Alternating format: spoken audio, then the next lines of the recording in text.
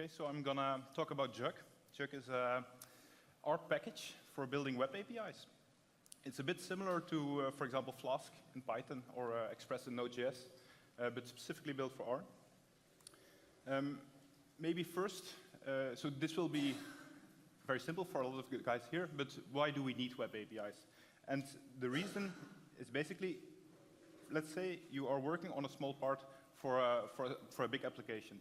We've seen 2 or 3 presentations ago, for example, the presentation on the Moodle platform, which was a learning management system. Let's say they ask you to develop a machine learning model which gives you a probability, basically a score of a student succeeding that year. So in R, you can build a machine learning model, and another system, in this case Moodle, will have to integrate that. So Moodle will be able to send information about the student to your machine learning model. You do the prediction of the score, and you send back the score. And that is where APIs, web APIs, very much come in handy.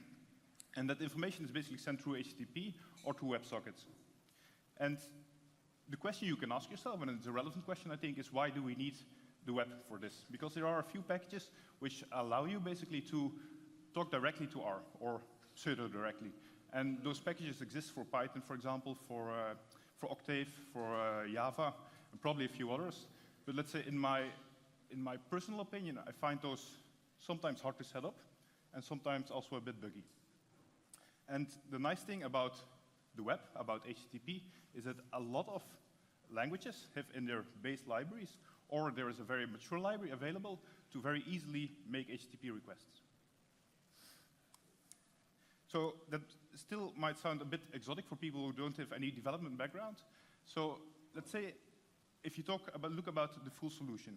If the full solution you're working on or working on in your company, if it's fully R-based, let's say it's a Shiny application, stuff like that, then there's basically no real use case for Jug. But if it's a part, if it's making a specific visualization based on some inputs, making a specific prediction based on some inputs, then we have a use case for Jug. So what is Jug? Jug is a small web development framework for R. It is basically a sort of a wrapper around the HTTP UV package. HTTP UV package is one that is published by RStudio, which is a web framework, but it's much more low level, and I think not really meant for end users to use. So let's make one. What we're going to do is we're going to basically make a web API which gives a prediction on a species of flowers.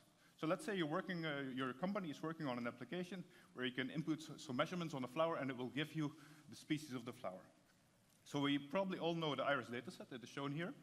And we're going to use that to very quickly, build a machine learning model. And I'm going to cut some serious corners here because we're going to build a model without any validation here in a few lines of code. So what we do is we train a random forest model where we basically want to estimate the species of the flower based on the 4 numeric columns we see here. So once we run this code, we basically have a trained random forest model which allows us to predict the species of the flower. So what we can then do is input new values. So we have here sepal length, sepal width, petal length, petal width. Let's say this morning I walked into my garden and I found a new flower and I found these measurements, and I'm going to input them in the model. So I use the predict function. I leverage the iris RF object we created, and I'm going to input that new data. And the prediction is then going to show it is probably a setosa, and also has some attributes on it, so because it's a factor value. So it's factor level 1, it's the factor label is setosa, and you see the available labels. We're not really interested in that. So for the application, we just want to show setosa, so we're going to cast it to a character vector, which is the last step you see there. What we then need to do before we can expose it as an API is we need to build a function out of it. So we wrap this in a function that basically allows you to input the sepal length, sepal width, petal length, and petal width, and then basically do the same. So we can then try this. So we execute the function with the measurements we found this morning, and then we see it's a setosa. Something that is relevant to mention here is that in the previous part here you see the S numeric, because if you send something over HTTP, depending on on how you send it, through which type of protocol. If it's a JSON load or a form data or a URL encoded, you lose a bit of information on what the variable type is. So just to be certain, we cast it to a numeric here. So that is actually the hard part. So the easy part is exposing this as an API. So this is basically the whole code you need to expose this as an API. So what do we do here? We create a Jug instance. The Jug instance is basically an empty framework where you can add endpoints to, where you can add logic to. So in the first endpoint we're going to create is in the root URL. It will basically allow you to send a post request to the root URL, and it will send that load, that request that is sent to the post, that post request that is sent, it will send it to this function through a decorator object. And what the decorator object will do is that in your request should be those different measurements, and those measurements will be mapped to the function.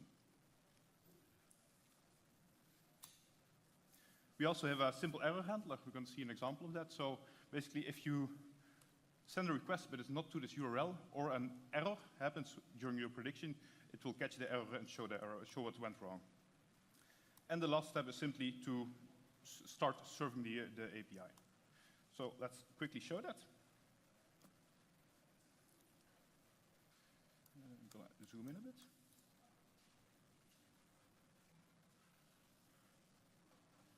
Can you see it, or should I switch the color?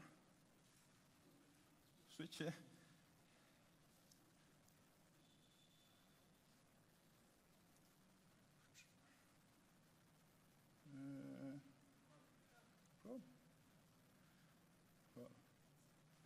Yeah, that's more clear. So I already executed the code we saw before, and now I'm just going to execute the last piece. So you see here serving the Jug at this, so at localhost at port 8080. And what we can then do is we can send a post request to it. And we're going to use Postman for it, which is very easy to test some requests. I see it's very high resolution, so I hope you can see it. So I've saved a few requests here. So what I'm going to do is I'm going to send a post request to this URL. So localhost port 8080, really the root URL. And I'm going to send as a body a JSON object with the different parameters and the different values, so the different measurements I took this morning. And I'm going to send this to the API. And very quickly, you get a response back saying Setosa. So that is, it's as easy as that to expose your function through a web API. Here, another example where I'm doing the same thing. It's also a post request to the same address, but here it's a form data. You can also send this as form data. The same stuff. I'll send it again, and again I get back Setosa. You could also send it as a form URL encoded request, basically. So here also an example. I'm going to send something to a URL that doesn't exist. So localhost 8080 / this endpoint doesn't exist, and it will give you an error. It will say page not found and a status code. And that is because we added this simple error handler. So that is very easy using basically that decorate function to decorate an existing function. You can also go a bit more low level. So let's say you have made a very nice visualization which you want to expose through an API. Just using here a very simple plot function for the base plot function, and I want to plot basically a number of points. So we see here n is 100 and it plots 100 points. So what I want to do is I want to expose an API which gives you this graph and allows to give us an input the number of points I want to plot. It's also relatively simple. So again, we make here a Jug instance, and then we add an endpoint, give me my graph, and then we're going to input there, let's say, a custom function. And the function should accept a request, a response, and an error object. And we can then start basically defining the body of that function. So as the first thing, we want to know what are the endpoints that were sent to us.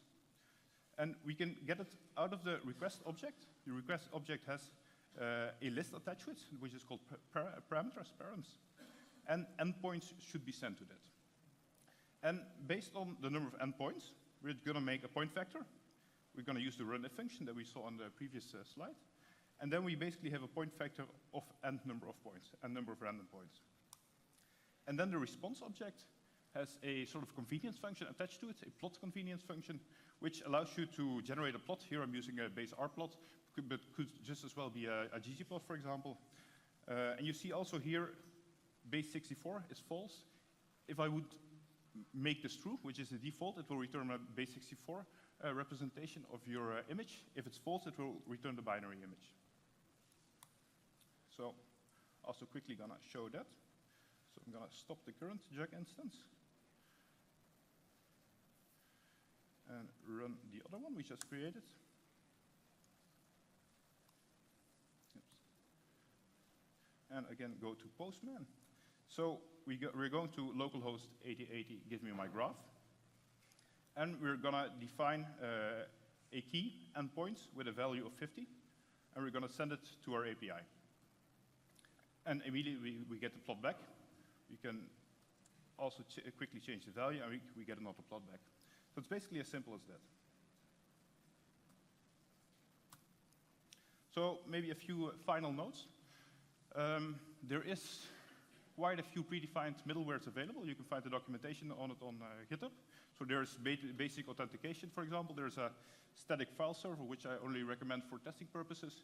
And there it's also course enabled. There's also in the GitHub repository, there's a Docker file, which allows you to easily containerize an API. And then the last point on our web service and scalability.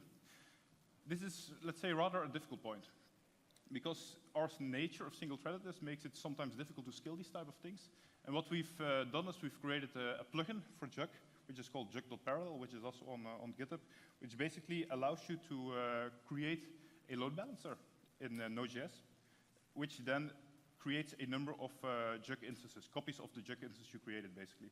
And it's, once you install a plugin, it's very easy. It just, instead of serve it, you make it serve it parallel and the number of processes you want to create. And it just uses a round-robin strategy to balance the loads, basically. It's not perfect, but it's what it is. And I think for now, unless you are really talking about huge loads, the companies that are using it are quite satisfied with the stability we're getting. Maybe a final remark. So Jug is one of the web frameworks for R. I think another mature one. I think there are two very mature ones in terms of ease of use. One is Jug, and the other one is Plumber, which is also very good to check out. Both have a bit of a different strategy on approaching it. And last but not least, we're hiring data scientists and data engineers. So if interested, talk to me. Thank you.